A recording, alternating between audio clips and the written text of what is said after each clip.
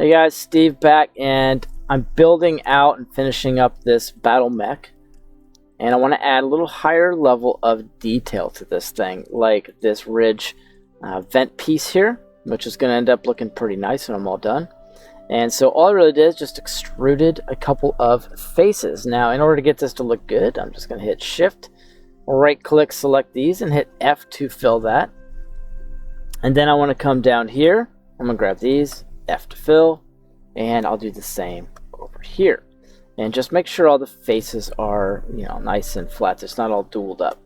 And then I'm going to grab the vertice here, and what I want to do is just hit X, and I want to dissolve that vertice, and that should snap that back for you. And then rinse and repeat to the other side. And then with edge select, Control B, I'm going to add a chamfer style bevel here. And then I will do the same thing here.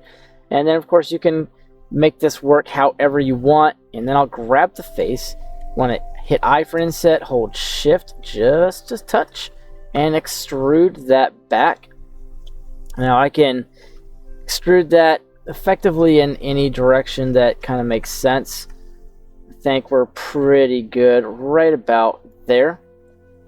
That looks pretty good. And so now, in order to get the geometry I need, I just Shift D, duplicate that, right click, drop it, separate it by selection. You can separate it by hitting P and select the separate by selection.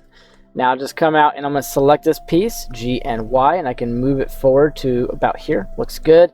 Now hit / on the number pad, and what I want to do is build an array for this because I want to perforate it, if you will, like a vent. You can do this any way you want. I'm going to use a cylinder, so come down and left click hold on the add cube, and you can go to cylinder, and then you can left click and hold Shift, and it'll make it perfect. Let go of the left mouse, then let go of Shift, and then you can kind of pull this out, and just pull it out enough where you can create a nice little boolean. Then you come back up here and go to your selection box. Now I want to immediately change this, make it look really nice. Put it to 64 vertices, get rid of that, shade it smooth, auto smooth it, and I'll also add a little geometry, even though it's going to be very, very small. Cut in. Now, one thing we can do first is I'll cut the bevel off here because, whenever you copy pieces of geometry, it's going to pull the modifiers with it. So what I want to do is just go ahead and add a solidify modifier to this. Something like that is perfectly fine. Click even thickness, and then we can go ahead and apply that so it's live geometry.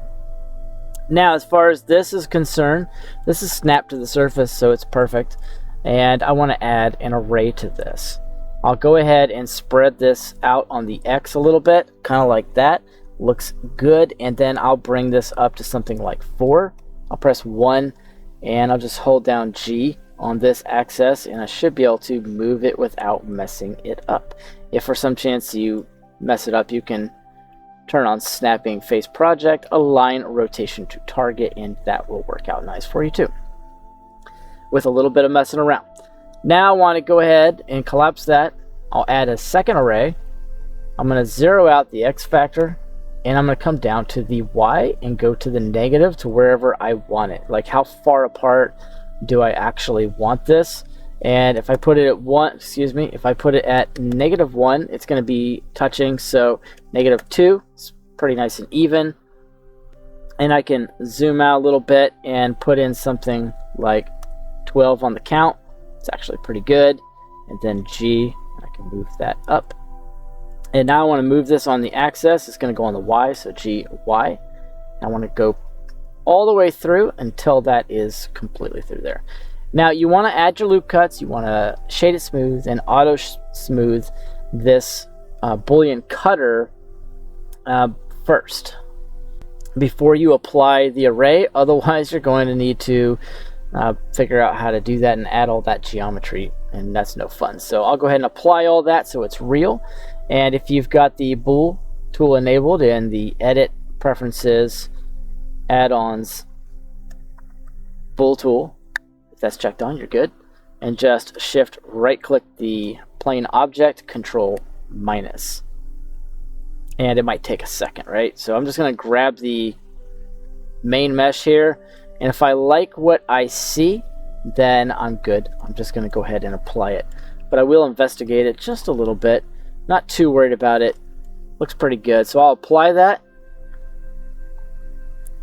and then I'll grab the cutter and just delete it because there's no way I need that anymore. And then if I / back, then that looks pretty good. So if you like that, you could also come back here, maybe on the side, however you want to do it, and maybe offer a little inset here, or you don't really even have to do an inset. You could just separate this one completely. And so I would separate this, come back out, and make sure I've got that one grabbed. And I'll jump into edit mode with this one and just hit A for all, or whatever you gotta do. Just right click on it. And then I want to go ahead and subdivide this, and then hit Shift R a few different times. This will look pretty neat. And I'm going to kill the bevel off of that, and then I want to add a wireframe to this mod. Okay, and this could end up looking pretty cool too, depending on how you do it. And I want to go to relative, and you can replace the original. Let's see here. There we go. Starting to work now. Crease edges, don't really care. I'm not using the vertex. That's really cool though. You can do that. So if you are building out, just go ahead and apply that for the fun of it. And if you're building out the inside so it could be seen and there's high detail in there, that's going to look pretty cool. And if you want, you could thicken that up as you see fit. And actually I need to scale that. Put the object back to the origin, then scale that a touch. And that's pretty cool. So that way you can kind of see in there, it adds something. You can put some lights in there, and the Eevee bloom will really set that off. And then of course you can do the same to everything else, and however you want to build it out. Thanks for watching, guys. Smash the subscribe and smash the like button if you got something useful. And I'll see you guys in the next tutorial lesson.